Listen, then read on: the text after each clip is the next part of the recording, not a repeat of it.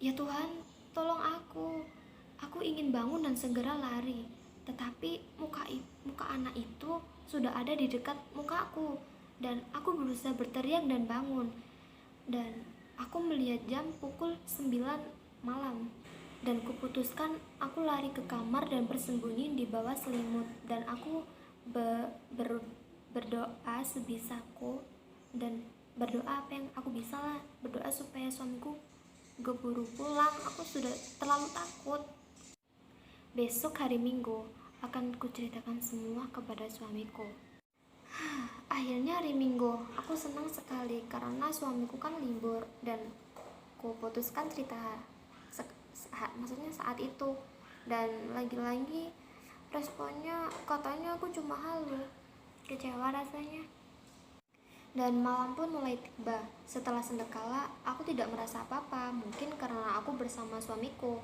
Dan akhirnya aku bermain HP dan suamiku sedang mandi. Ketika aku sedang bermain HP, tiba-tiba suamiku memanggil aku seperti yang, dan aku menghampirinya sambil menjawab, "Iya apa?" Tetapi suamiku bilang, "Kamu kenapa? Kok manggil-manggil aku? Kan udah tahu aku mandi." Terus aku cuma diam. Karena apa? Karena kan nggak berusaha, aku kan nggak manggil gitu ya. Dan TV aku tuh mati, jadi terdengar jelas kalau katanya tuh aku manggil gitu. Dan aku bertanya-tanya, dan seketika itu aku bilang aku nggak manggil. Terus suamiku bilang, "Terus kalau bukan kamu siapa?" Terus yang akunya bilang, "Ya aku nggak tahu, aku nggak manggil." Terus suamiku bilang, "Ya udah tunggu dulu sampai aku selesai." Dan seketika wajah ekspresinya suamiku berbeda, jadi seperti bingung atau resah gitu ya. Dan sampai kita berpandang-pandangan karena kita sama-sama bingungnya. Dan seolah-olah dia sudah mulai mengerti apa yang aku rasakan setiap hari ketika aku di rumah sendiri. Dan pada saat kita istirahat, tiba-tiba di samping kamarku terdengar suara dentuman yang sangat keras. Dan aku bersama suamiku mengira ada orang yang tertabrak atau bawa sepeda motor jatuh gitu ya. Dan sepeda motornya tuh menabrak tembokku sampai ada dentuman keras gitu. Dan kita putuskan mengecek keluar, dan ternyata apa? Nihil, sepi guys. Dan sekitar udah pada tutup gitu, pintu-pintu tetangga maksudnya udah ditutup semua, mungkin udah tidur ya. Dan kita masuk ke dalam rumah dan kita saling bertatapan dan bertanya-tanya, maksudnya gak ada apa-apa kan guys. Jadi suara dentuman itu apa ya, gak tau lah. Intinya tuh akhirnya kita putuskan, aku sama suamiku tidur di kamar dan kita tidur ya. Lalu lagi-lagi aku mendengar suara langkah-langkah kaki tadi yang gak jelas tadi ya, itu semakin keras. Dan kan kemarin-kemarin aku sudah cerita ke suamiku, dia kan katanya menganggap aku halu lah apa, intinya kan tidak percaya. Ya udah aku diam aja dan aku nyoba menutup mukaku di balik selimut karena aku kan ketakutan. Dan ternyata suamiku memeluk aku erat di bawah selimut juga. Dan kita sama-sama bertatapan dan aku bertanya, "Apakah kamu mendengarnya?" Dan suamiku berkata sambil memeluk aku, dia berkata, "Iya aku dengar." Suara itu nyata, jelas dan sangat keras karena kita belum tidur, jadi kan kita mendengarnya kan ya. Dan jadi kita simpulkan bahwa fix ini hantu. Dan saking kita takutnya, kita yang tadinya bertahan di bawah selimut dengan rasa gerah, takut, semua jadi satu dan udahan lah. Dan akhirnya kita teriak dan lari. Kita tidak berani tidur di kontrakan lagi dan kita putuskan untuk pergi dan tidur di rumah orang tuaku. Dan keesokan harinya kita kembali ke kontrakan dan kita berharap supaya maksudnya tidak terjadi apa-apa lagi. Dan suamiku seperti biasa, dia pergi kerja dan dia janji kali ini kalau dia bakal pulang sore.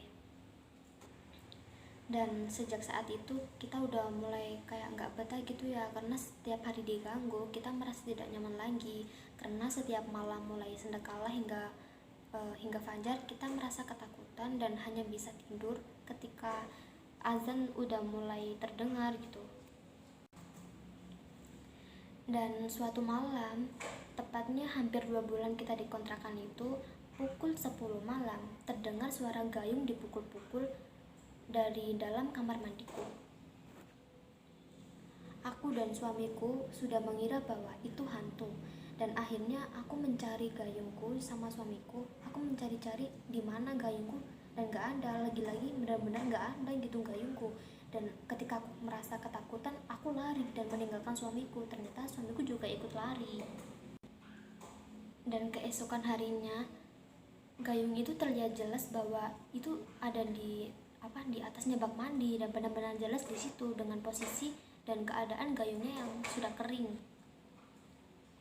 Dan padahal semalam gayung itu tidak ada, dan malam itu jadi malam terakhir kita di kontrakan. Aku akhirnya ikut suamiku untuk pergi ke rumah orang tuaku, dan akhirnya kita putuskan untuk pindah.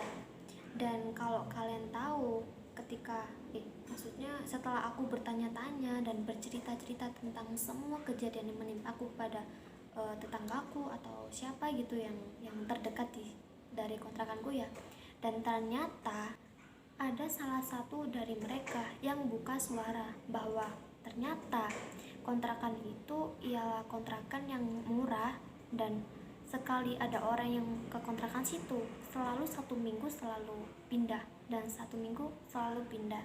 Dan ternyata rumah itu dulu bekas rumahnya dukun aborsi. Dan wajar lah kalau hantunya itu anak-anak kecil ya, karena aborsi lah ya.